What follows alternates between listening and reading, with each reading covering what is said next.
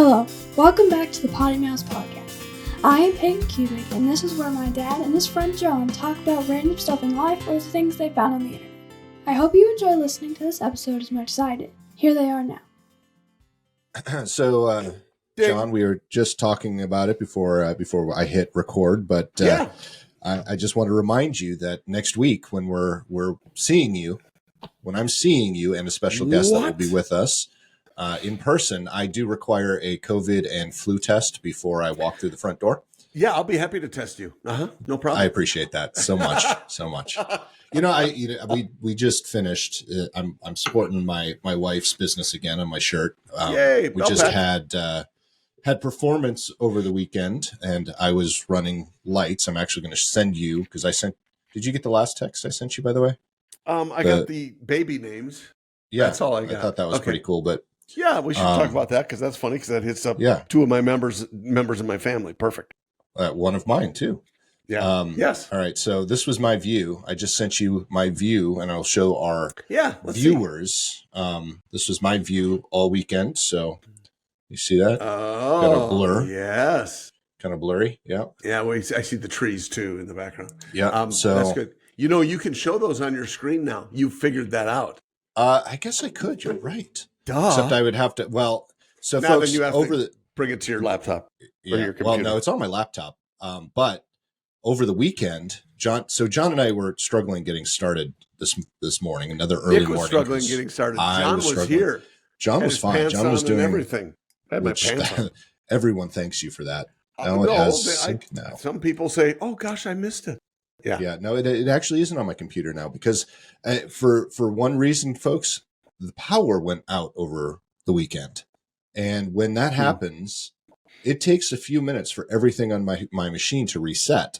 My whole setup to reset. So I have to reboot everything and make sure it's all working. And my pictures actually didn't sync when I did that. But here we go. Let's do this just really quick. Oh, now it's this is amazing.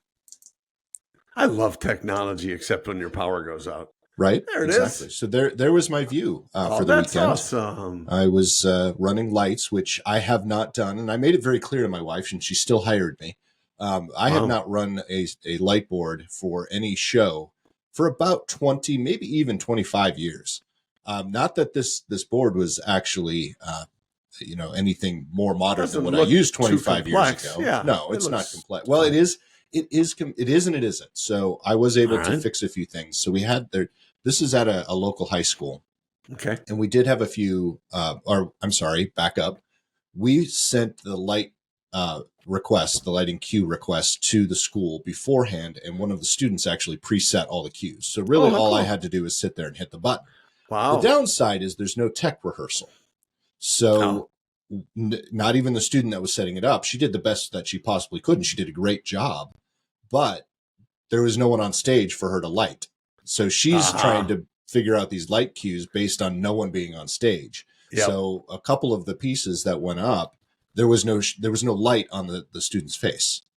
So I had to it took me a while to figure out because programming the cues is a little bit different on this. And her name was Grace, the student that was helping. Grace was going through this whole thing with me. And I'm like, okay, so if I need to, boost a light over here or do this or do that. And she's like, well, you could look at the patch pattern over here and you could look at the lighting diagram, but none of this makes sense. It doesn't all work because it's all been, nothing is what it seems. So on that left screen over there, it tells you where the light banks are and what's assigned and the lighting numbers, but it's not actual. It's not the truth.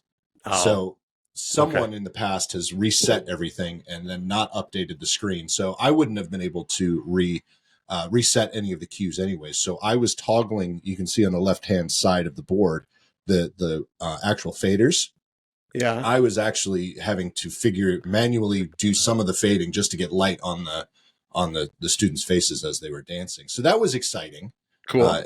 But other than that, no, it was very smooth and Grace did a phenomenal job setting that up ahead of time. So well, it's kind of a coincidence that you do it. First of all, nice setup, and that looks good. It's kind of a coincidence that I was actually doing some some lighting as well, and I just wanted to show you.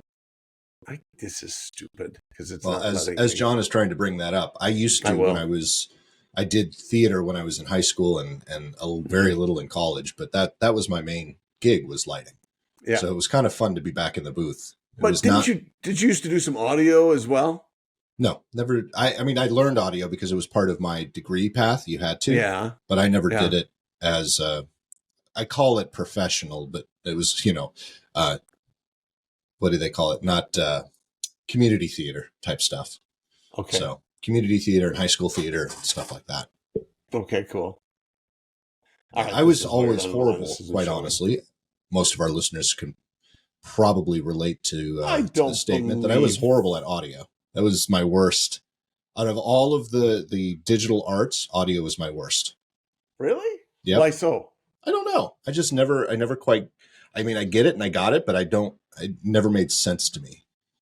I can get into a nonlinear editing system for video, and I could cut together a whole bunch of stuff, and I can recolor everything. I can get into a photo editor and do the same. I can do a lighting diagram and set up lights and make that look good on stage. But when you ask me to do audio, I don't know what it is. It baffles me. Huh. I actually did some lighting as well. And so nice. This is that's how odd. I do lighting. Did you get some of those lights that with the lighting that's under the plug?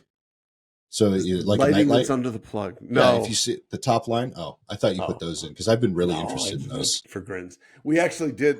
Lisa put some. We put some in above our cabinets.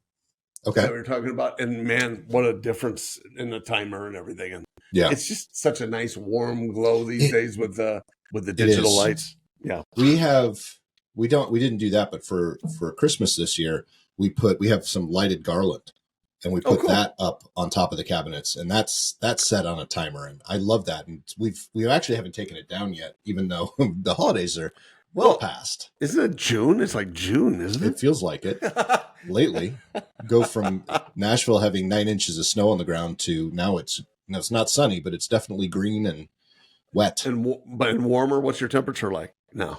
Today it's cold. Today I woke up, it was 32 degrees. Yeah, and it was snowing.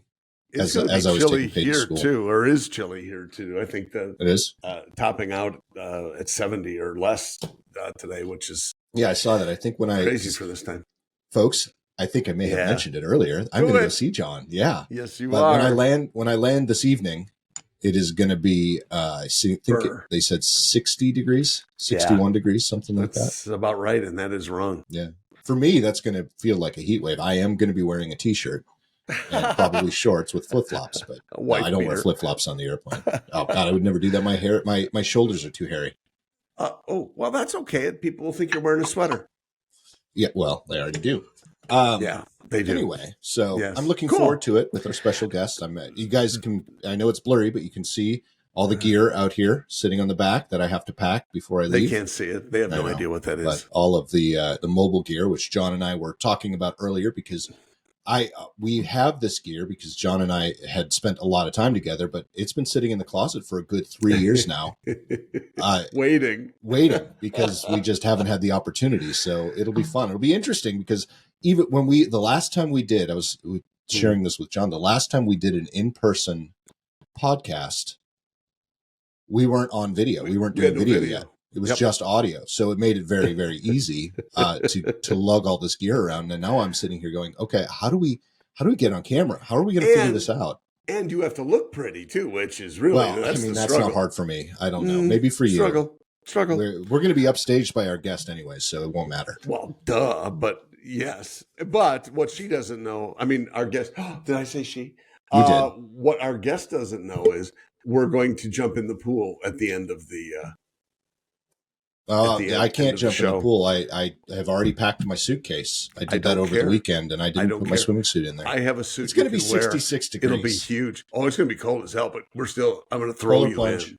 Yeah. So speaking of changing subjects now, I have been lately, and I never did a polar plunge growing up, and I know I have cousins that do it all the time, and I see Well, they swear family by members it and these stuff. days. They swear by it People these days. swear by it. Yeah. One thing I have been doing though, and I've probably been doing it for a little over a year now, and I really hate it and enjoy it all at the same Cold time. shower. Cold shower. Yeah. And in the winter, it's great because the water's actually cold. Or when I would travel like to Colorado or something, we'd be up in the mountains. It didn't matter what time of year. It was cold. I mean, that was cold water. Yeah. It's a phenomenal thing. But it's different, and when it gets cold, and I was doing it too. What I find though is down here, and this is how you get conditioned to whatever your climate is. When it's cold in the mornings, I don't want to do a cold shower because it's freaking cold. Yeah, but that's kind of the point, though. It's. I got it, but any other time I can do it. It's just. I'm sure it's just mindset, but yeah. I mean, cold. Well, that's the funny thing. I could wake up and get right out of bed, and then go to the shower. And if I turned it on a cold, because I don't do a cold shower like I walk into a cold shower. No, okay. I go into a hot shower. Oh, get cleaned up. You do it the wimpy way, and then I don't think that's the wimpy way. That's the way you're supposed to do it. No, you don't want to start it cold because getting clean, you have to have the warm. And then getting cold. You do What's too. What's a polar plunge? Use soap, for Pete's sake. What? You don't think you get clean if you use soap and cold water? Oh, I'm sure it's some sort of clean, but your pores are closed. Your pores are closed. You got to get everything out of those pores. Pores are fine. Anyway, I would have a tough time just walking into a cold shower, but doing it with the hot water first, even though the sensation is colder. But I can do that, okay, I've warmed up, I've gotten clean. All right. The next couple minutes I'll be ice frigid cold. All right. And then you get out of the shower cold. So that's how I do it. That's okay. And there's no I don't think there's a right or wrong way because I've looked at all the different people that suggest taking a cold shower or doing a cold plunge, and they all have a different. That's true. But the polar plunge people, I mean, they're breaking ice and they're wearing like bikinis or swimming suits or whatever, and then walking in this thing. I've seen some that have like the socks, the water socks, and they will. And I'm like, because your feet are getting cold. Everything's getting cold. I have news for you. I don't know if those are for coldness, but I don't. The one thing about even the polar plunge, if you're doing it the right way, doing it let's call it the Scandinavian way. Yep. You're getting into a sauna first. So you're heating up in the sauna, then you're getting in cold water. I've done that both in saunas and in hot tubs. Hot tubs. Oh, the pins and needles. Well, but it was funny. We did it's a great memory, something I'm sure could not be replicated. But one year, New Year's Eve, we're at my brother's place in his hot tub, 103 degrees. So, I mean, perfect water temperature. And freezing rain started hitting us in the face. Oh, no. It was so awesome, though, because, you're just like, whatever. And we 6-7 people in the hot tub.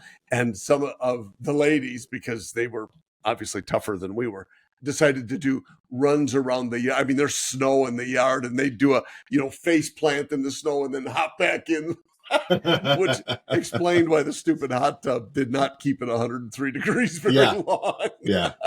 That's hilarious. But it was pretty funny. But the freezing rain was like, okay, this is awesome. Yeah. And of course, I've done that before. Cocktails. My dad had a hot tub for a little while at his place until it stopped working, which makes sense when you're out in the middle of North Dakota, when that rise and drop. Anyway, but we were doing the same thing. We were sitting in the hot tub and it started the freezing rain and blowing. Because awesome. In North Dakota, it's not just rain. Always blows. Yeah, exactly. That was fun. That was interesting. Cool. But I mean, you don't notice it at all. And you said sauna. Man, this is a big thing these days.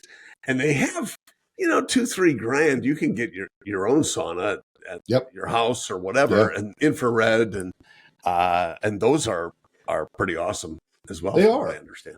And even the traditional ones you can get for $3 grand. Yeah, but you can also get you can get some that are the tents. I'm sure they're not as good, but you can get pop-up tents for like a couple $100. Yeah. And those are, I don't know if I'll ever do that. I think I would rather save the money and get an actual one. A decent one. Yeah. But, hey, if you're on a budget, why not? Heck yeah. We all are. Anyway. Mm. Yeah. So that was my weekend. That was fun stuff That's very cool. I've been doing lately. Anything new in your world?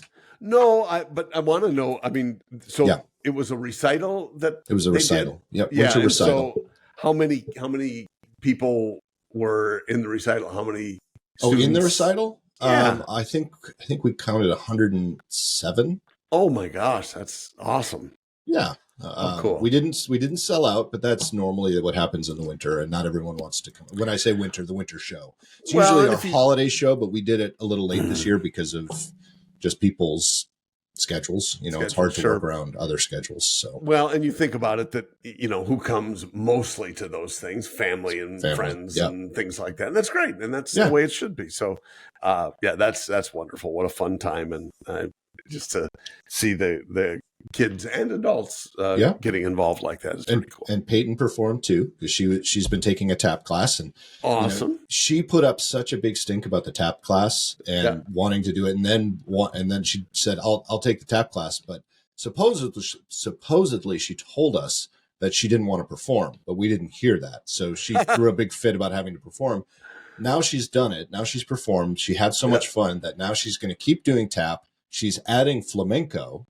Wow. And she's going to try to add contemporary dance. So that's awesome. She went from throwing a fit that she even had to do it to now adding 2 more classes. Very cool. Luckily, I know the owner, so I got a good deal. Yeah, I'm sure the payments are probably not going to be bad for you. No. But I think the good part is, if she's interested in flamenco, you can help her with that, because most people don't know you're a professional flamenco dancer. Anyway,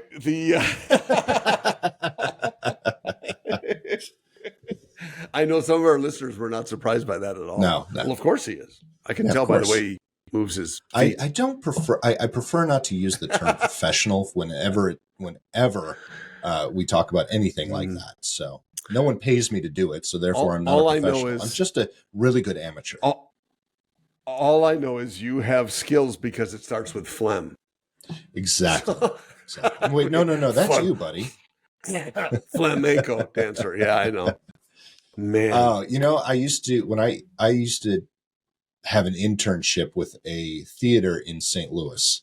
And it was one that was tucked away behind the main theater. So it was in the theater district. It was called the Sheldon, which I have another story, but had nothing to do with the theater itself. But it was an old theater that was restored very nicely, and it was used for smaller, more intimate. I can't remember exactly. I think it had 400 seats, so not a huge theater.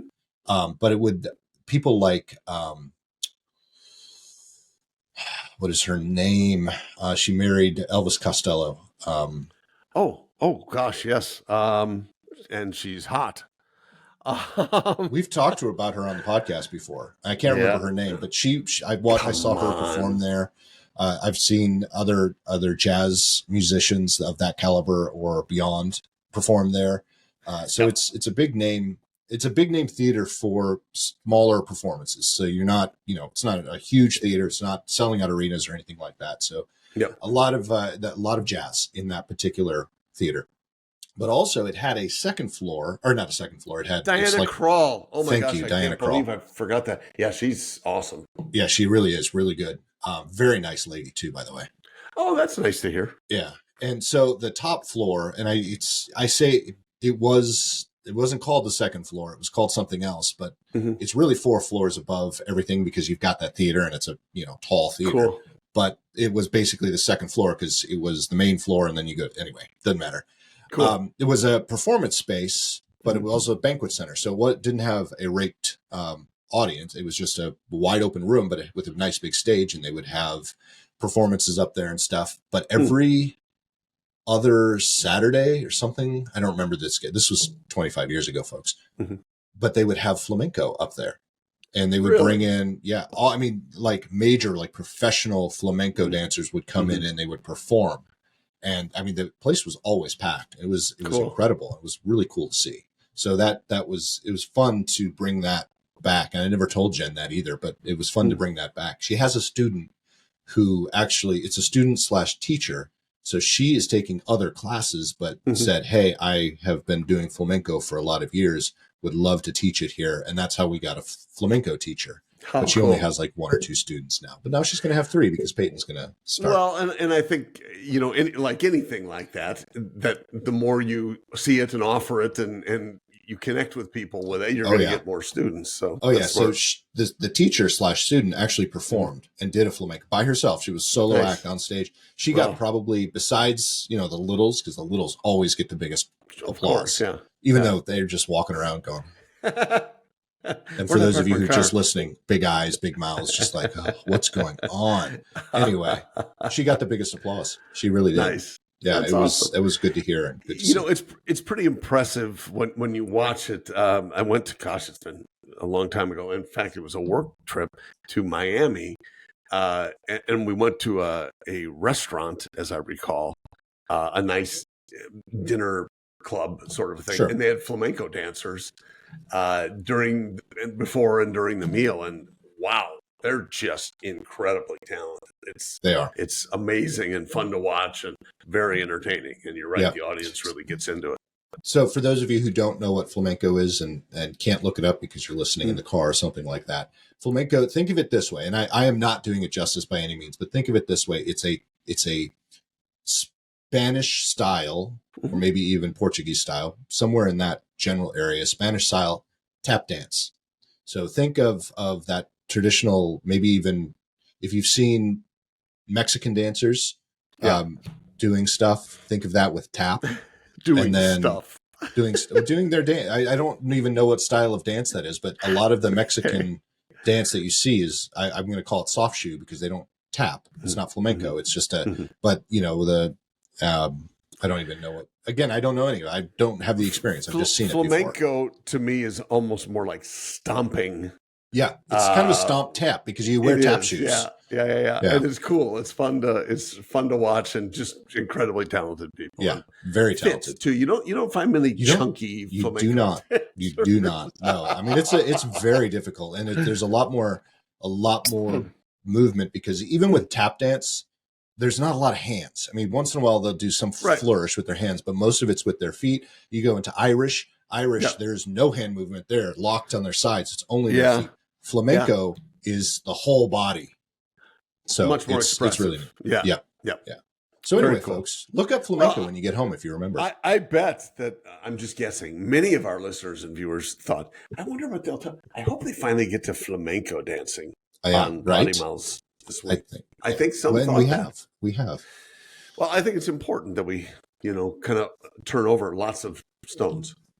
Lots of stones. Yes. Speaking of stones and speaking of the Sheldon, for better or for worse, we have exposed Peyton to The Big Bang Theory. I don't know if we've talked about it, but the show The Big Bang Theory. The TV show, not the TV theory. show. Yeah, right.